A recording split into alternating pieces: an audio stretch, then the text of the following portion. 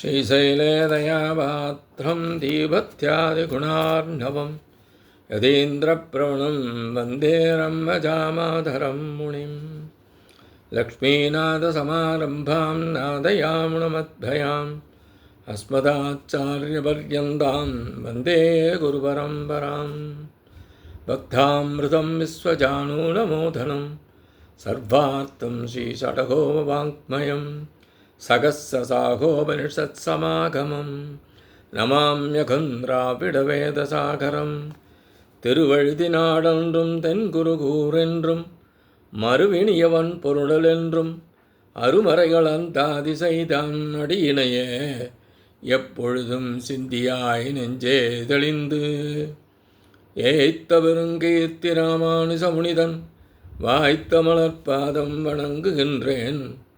ஆய்த்த பெருஞ்சீரார் சடகோவன் செந்தமிழ் வேதம் தரிக்கும் பேராத உள்ளம் பெற.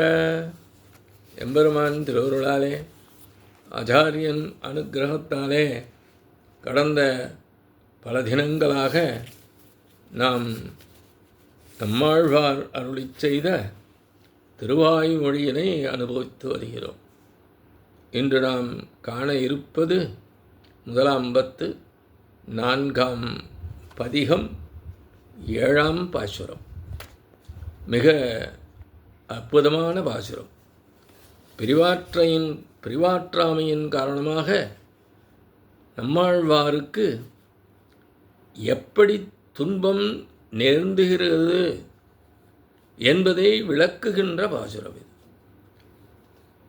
என்பிழைக் கோப்பது போல பணிவாட இருக்கின்ற என்பிழையே நினைத்தருளி அருளாத திருமாலார்க்கு என்பிழைத்தால் திருவடியின் தகவினுக்கு என்று வாய்ச்சொல் என்பிழைக்கும் இளங்கிளியே யான் வளர்த்த நீ அலையே.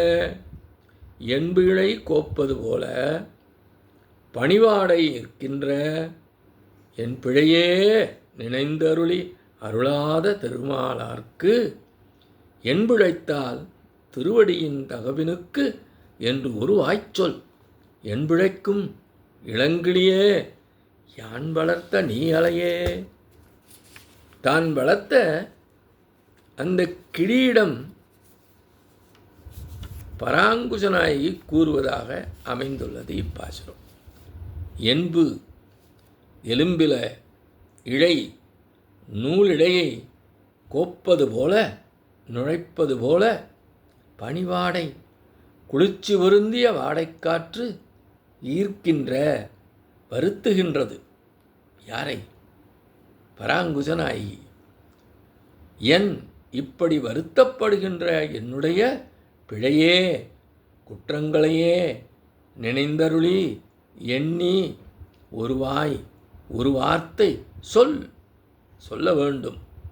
என்பு எலும்பை இழைக்கும் செதுக்குகிற அருளாத அருள் புரியாத திருமாலார்க்கு திருமகள் கேள்வனுக்கு திருவடியின் சுவாமியினுடைய திருவடிகள் தேவரீருடைய தகவினுக்கு கிருபைக்கு பாங்காகும்படி என் பிழைத்தால் என்று பராங்குசனாய் என்ன விடை செய்துவிட்டால் என்று இளங்கிளிய கிளிப்பில்லாய் யான் வளர்த்த நீ அலையே. நான் வளர்த்த நீ அல்லையோ அல்லது வேறுபட்டாயோ என்று சந்தேகம் ஐயம் தோன்றுமா போலே பராங்குசநாயகி இங்கே கிளியை பார்த்து கூறுவதாக அமைந்துள்ளது இப்பாசுரம். பராங்குசநாயகி தான் பாலூட்டி வளர்த்த கிளியை நோக்கி கூறுவதாக உள்ளது பாசுரம். இளமை பொருந்திய கிளியே, நீ என்னால் வளர்க்கப்பட்டவள்தானே. அப்படியென்றால் எனக்காக ஒன்று செய். என்னுடைய பிழையையே குற்றங்களையே நினைத்து கொண்டு எம்பெருமான் கருணை செய்யாது என்னை புறக்கணித்து மருகி நிற்கும் என் தலைவனிடம் செல். அவ்வாறு சென்றனி நான் கூறுவனவற்றை அவனிடம் கூறுவாயாக. எப்படி என்ன கூற வேண்டுமா? திருமகள் கேள்வனே, என் தலைவி, உன்னுடைய பெருமைக்கும் சிறப்புக்கும் குற்றம் வரும்படி என்ன தவறு செய்தாள்? ஏன் அவளுக்கு திருமுகம் காட்ட மறுக்கிறாய் என்று கேள் என்கின்றாள் பராங்குசநாயகி. பிழைகளை பொறுத்தருளும் தன்மை உடையவர் என்ற குணம் படைத்தவனன்றோ எம்பெருமான். அப்படிப்பட்டவன் அந்த எம்பெருமான் என் பிழைகளை நினைத்தாரே என்று பிழை பொறுக்கவல்லதன் குணத்தை நினைத்தாரில்லையே. அதனை மறந்தாற்போல எனது குன்றக்களை மறக்கலாகாதோ? பிழையடார் பக்கலிலே அருள் செய்யாவிடின் இவர் எங்கனும் திருமகள் கேள்வனாக இருக்க முடியும். அந்த பிரிவாற்றாமை துயர் பராங்குசநாயகியை எப்படி துன்புறுத்துகிறதாம்? எலும்பை துளைத்து நூலை கோத்தால் எவ்வளவு துன்பம் தோன்றுமோ அப்படிப்பட்ட துன்பத்தை இந்த வாடைக்காற்று பிரிவாற்றாமை உடைய என்னை துன்புறுத்துகிறது. எலும்பின் இடத்திலே தனது சரீரமும் நூலில் இடத்திலே அந்த வாடைக்காற்றும் இருப்பதாக கொள்ள வேண்டும். இதன் மூலம் பரகாலநாயகி தெரிவிப்பது என்னவென்றால், பிரிவுத் துன்பத்தின் காரணமாக தனது உடல் எலும்பும் நரம்புமாக மாறிவிட்டது என்கின்றாள். வாடைக்காற்று பொறுக்க முடியாமல் துன்புறுத்துகிறது என்கிறாள்.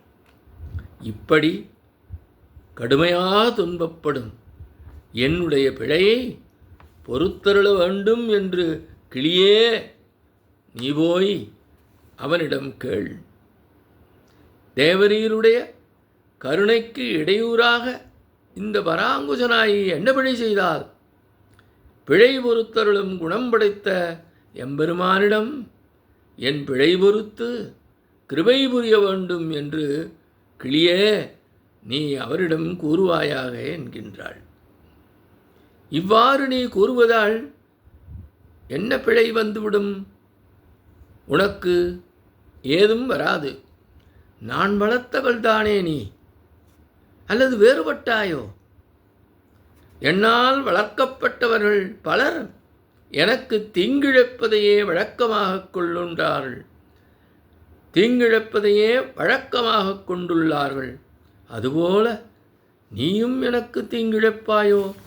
நான் வளர்த்த கிளியாயிற்றே என்று தான் பாலூட்டி வளர்த்த கிளியிடம் பராங்குசநாயகி பாவத்தில் உள்ள நம்மாழ்வார் எம்பெருமானிடம் சென்று தூது கூறுவாயாக, என்னுடைய நிலைமையை எடுத்து உரைப்பாயாக என்று வேண்டுவதாக இப்பாசுர விளக்கம் அமைந்துள்ளது. இத்தோடு இன்றைய காண நிறைவு செய்கின்றோம். எம்பெருமான் திருவடிகளே சரணம். நம்மாழ்வார் திருவடிகளே சரணம். எம்பார் திருவடிகளே சரணம்.